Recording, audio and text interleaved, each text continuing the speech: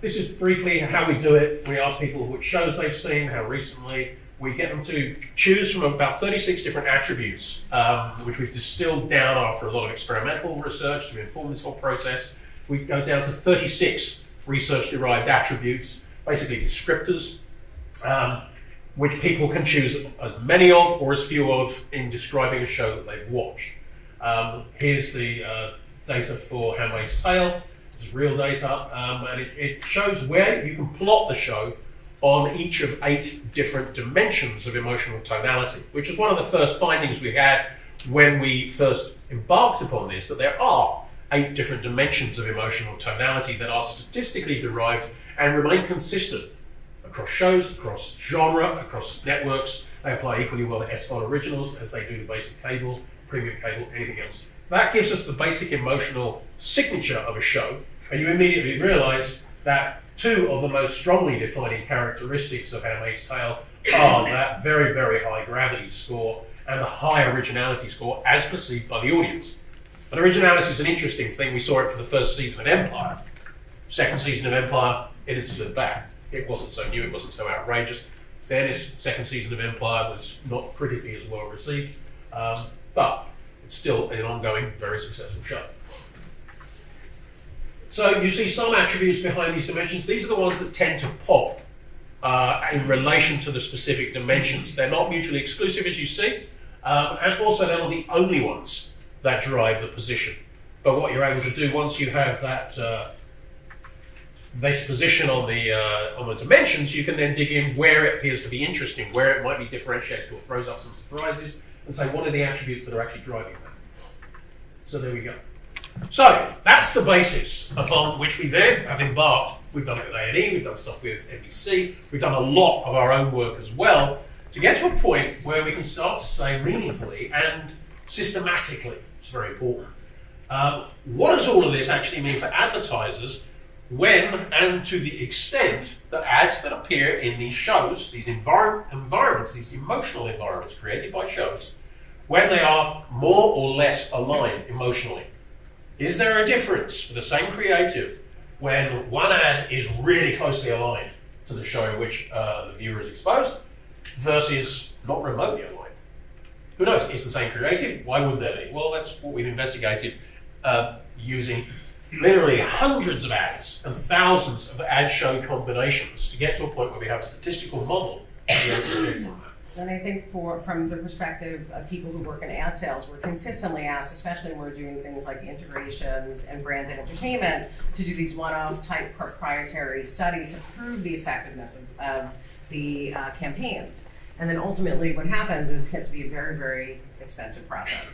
And we've seen academically in a lot of the things that we've read in the marketplace with the ARF and things like that, that being primed for advertising is really the space to be in, right? When you're in an emotional state to receive that advertising is much more effective.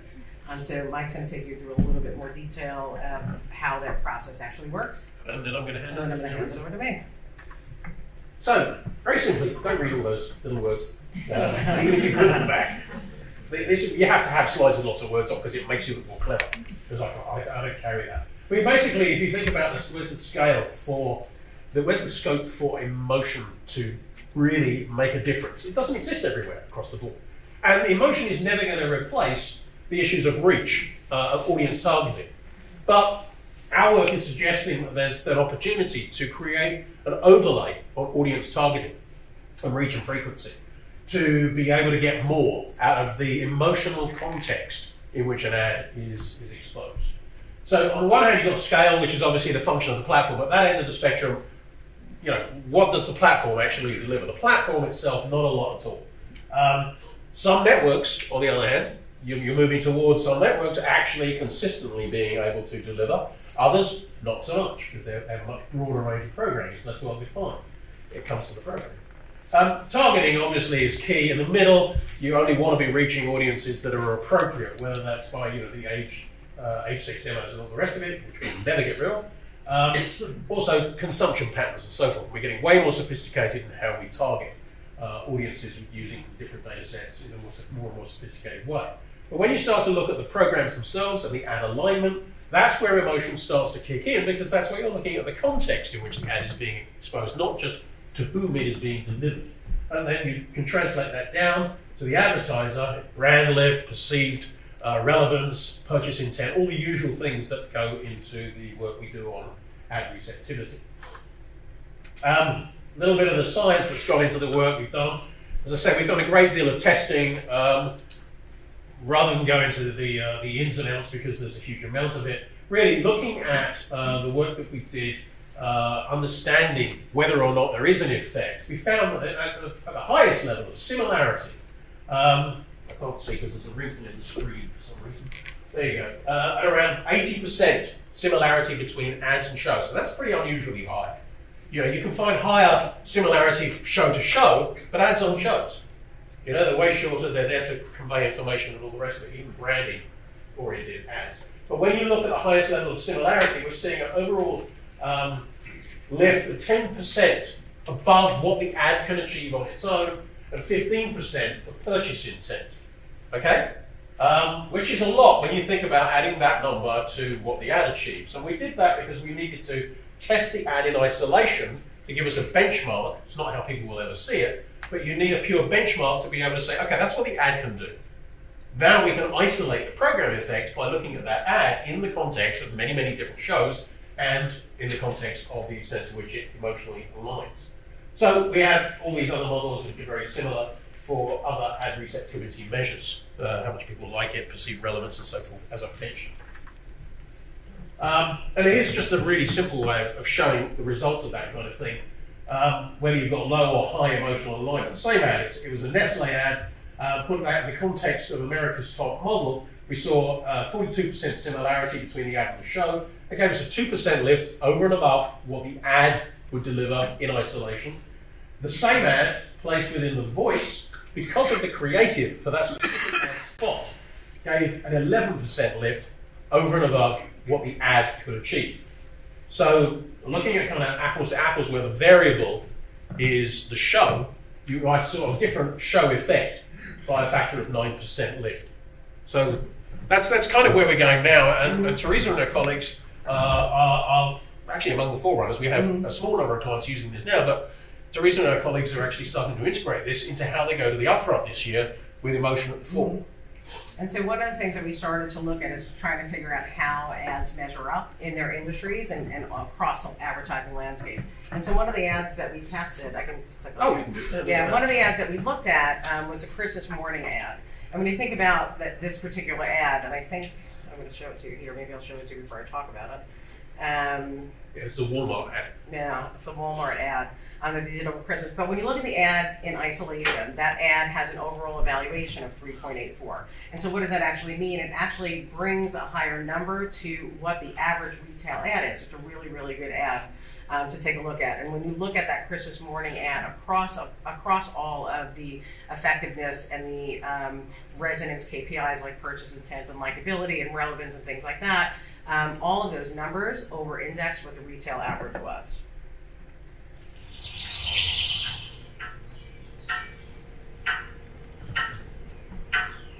Well,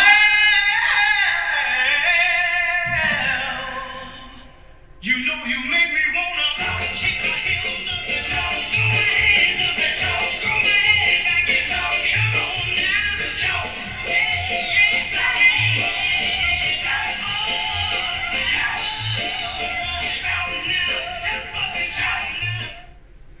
So taking this ad, we ran through all of our shows that we offer on WB, and with emotionally similar programming, these ads experience a lift in KPIs. So a possible strategy to take with this tool is to highlight where the lifts are most significant. So Ellen makes this ad really relevant to people so they want to buy that product.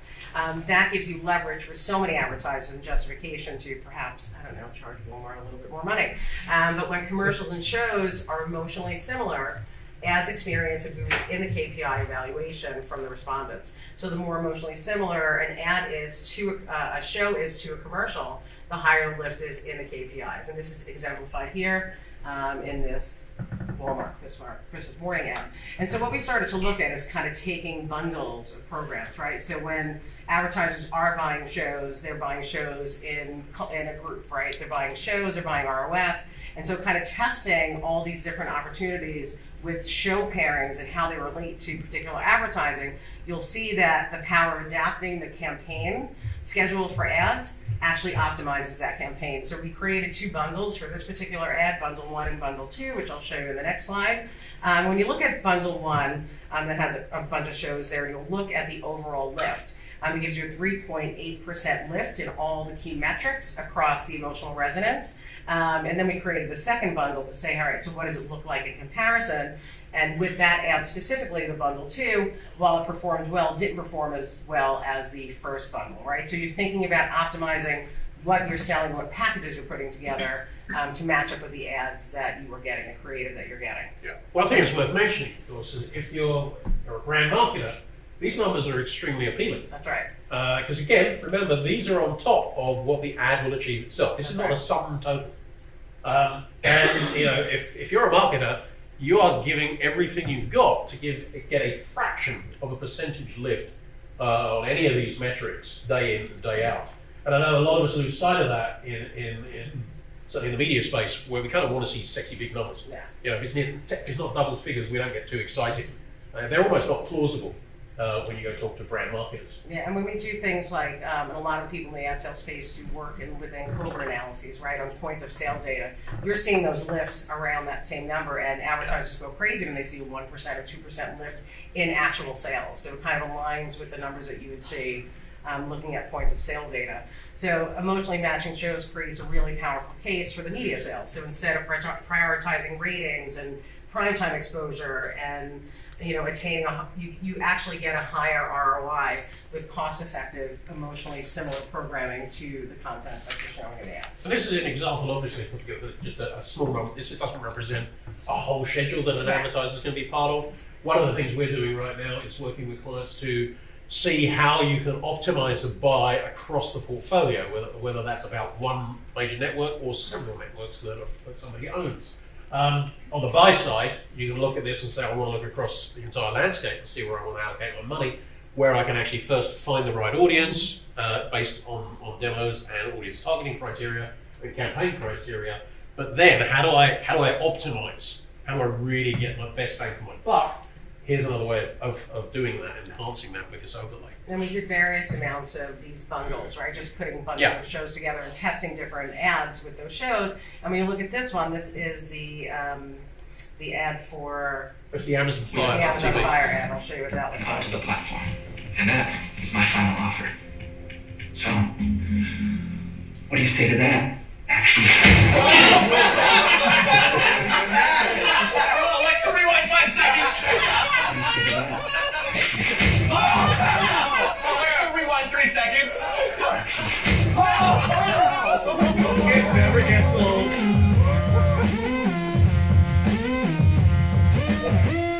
So we kept all of the same shows and adapting a media buy package to best accommodate for the brands that you're targeting kind of gives you a different look at those bundles, right? We kept the same shows. We looked at the 2 different lifts on each of them, and then you look at that second bundle, you're seeing a higher lift on all the metrics because that combination of shows worked better with the Amazon Fire ad than they did with the Walmart ad. So, On a very basic level, I'd say this actually can help inform negotiation. If you're selling, this is a way in which you can actually not only tailor your pitch, but tailor your negotiation to get a better CPM. You say, okay, look, you want this. Look, we can model this whole schedule on the basis of getting this lift against the metrics that are most important to you, whether it's purchase intent, whether it's brand affinity. I mean, I'm sure on the buy side they'll try the other way around as well. They say, well, it's not high enough. We want a bit more. So, okay, then you go back with a slightly different bundle, which pushes that overall percentage across the schedule up.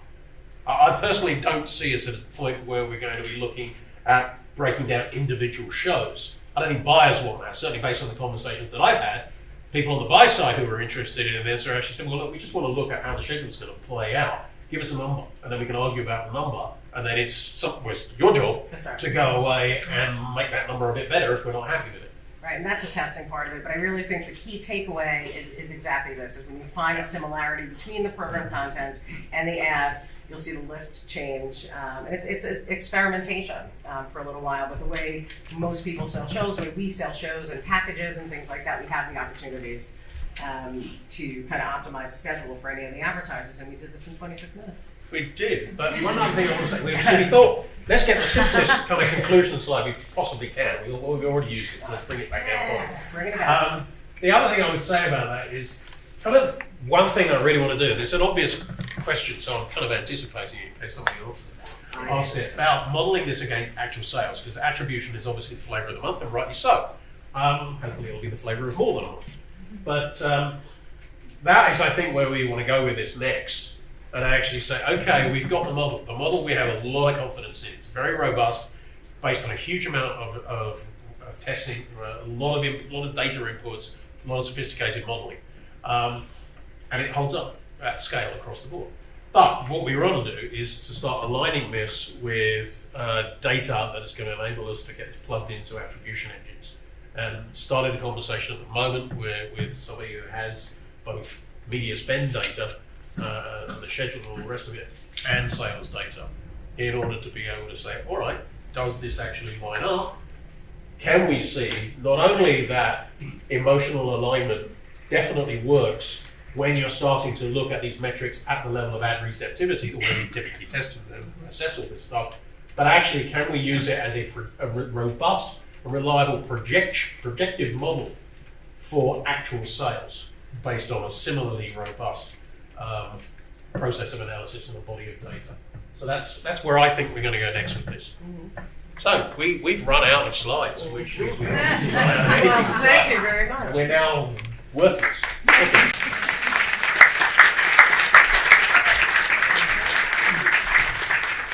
Hello. Any questions? Yes, sir. Can you talk about a little bit more about the study itself? Was it a forced exposure? Was it based on recall? How did you collect the data? Yeah, the original data, all the data that's gone into this has been based on online studies, where we exposed people to, the original body of work was ads in the context of shows in an online study. So people would choose programs that they wish to watch within the study, so we weren't forcing them to watch a show that they perhaps found interesting. And then there were ad pods within the show that they would watch during the study. Those were randomized, so they were seeing different ads in different orders and so forth. And I can't remember how many ads exactly we did that with now, across how many shows. The sample was, I think it was something like 6,000 people for the first time doing it. And then we've gone out, we've done that again and again, and now we're at the point where we've having developed the model and tested the model, what we do is we test the ads in isolation. We don't need to put them in the context of the show, because with emotional DNA, we already have the emotional tonality as perceived by viewers of over 3,000 shows. And if there's a show by any chance that we need to get in there, we can add it in very quickly and easily. We're constantly doing that because we're in the field pretty much every day with that study. So that's being refreshed all the time. We automatically feed in the data on ads into a dashboard, and as soon as we've tested it, we can turn that around in a matter of days.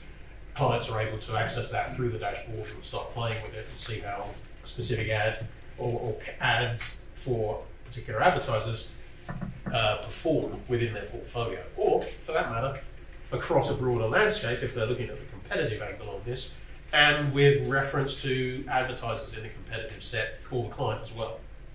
As you know, we've got increasing number of automotive ads or pharmaceutical ads and so on. Right? It's kind of fun. And it's evolving a lot on the basis of what clients ask us that they want to do. For us, I think the perspective of utilizing it on the fly for advertisers that may not have within their deal an effectiveness study, or for prospective targets for us, we're able to look at the alignment between the content and the ads to say, hey, this is going to really work well for you. You should think about a buy within our sitcoms or within our dramas or top genre. Yeah, and you can actually have fun with it. So, for example, you might be looking at some of your shows and you say, okay, we got some financial service brands through their advertising are doing really well with a couple of our key shows. You might be talking to a different financial services advertiser, but you've got evidence that suggests how well their competition do in your shows if they play them. So that's part of the conversation before you even think about testing their ads. But that's for the salespeople to get devious in how they use it. I mean, we've got one client who's actually using it to inform their targeting strategies to who they go pitch. So, any other questions? Thomas? Might you find that it is more valuable to be similar on certain emotions than others?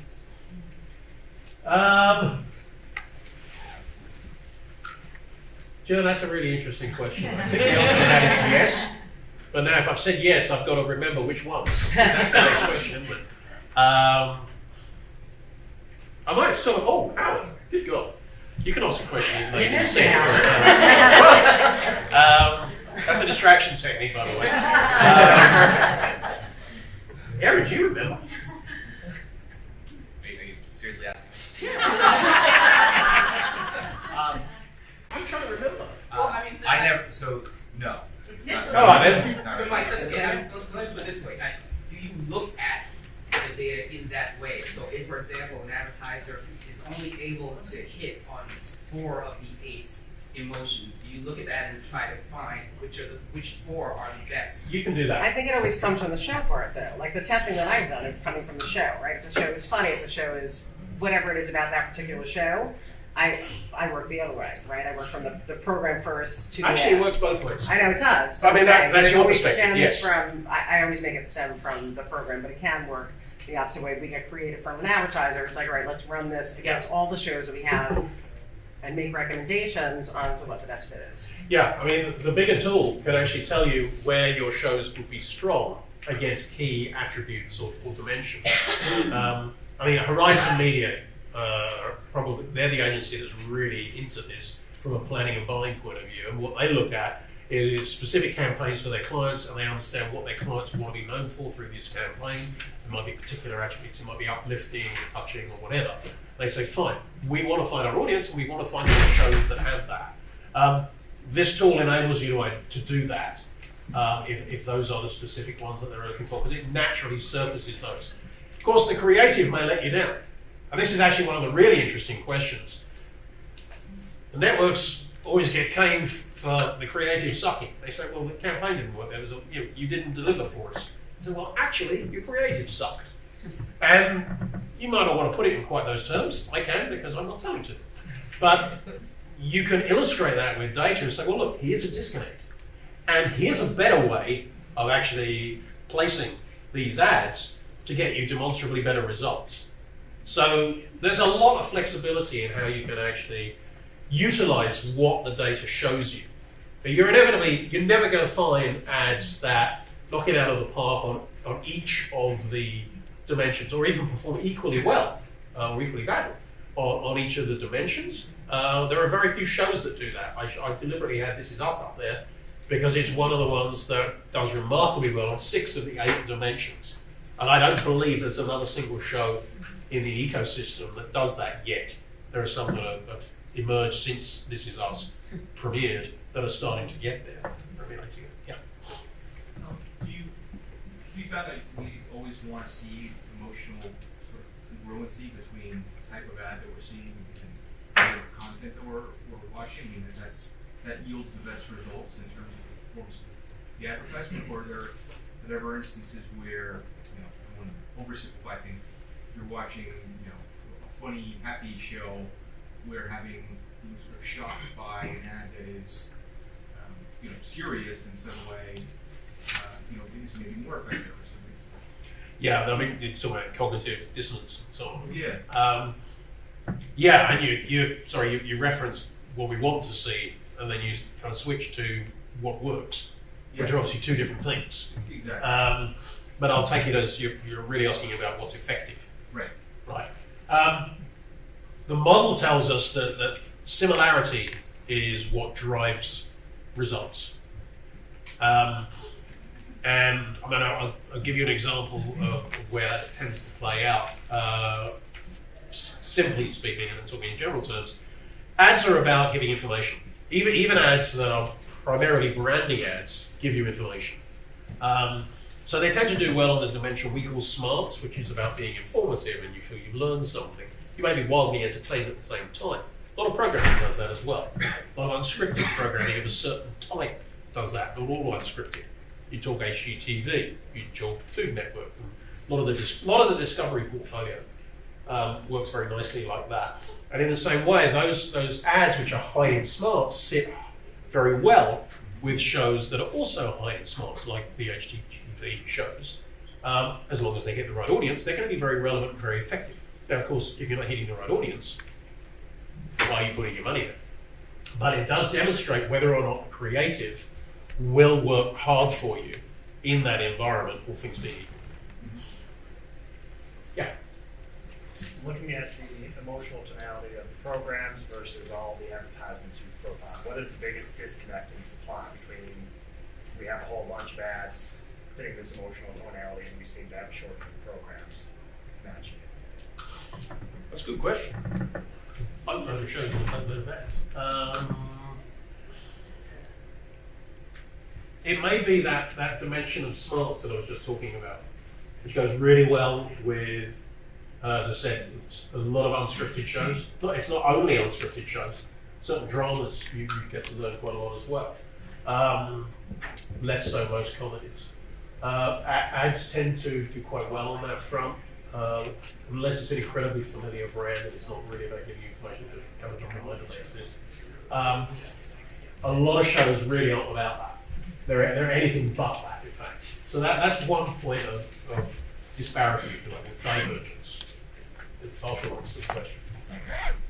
Well, I think I saw our time getting up. I'm not sure where we are. Are we? Yeah, we're out of time. Okay, we're out of time. Thank you.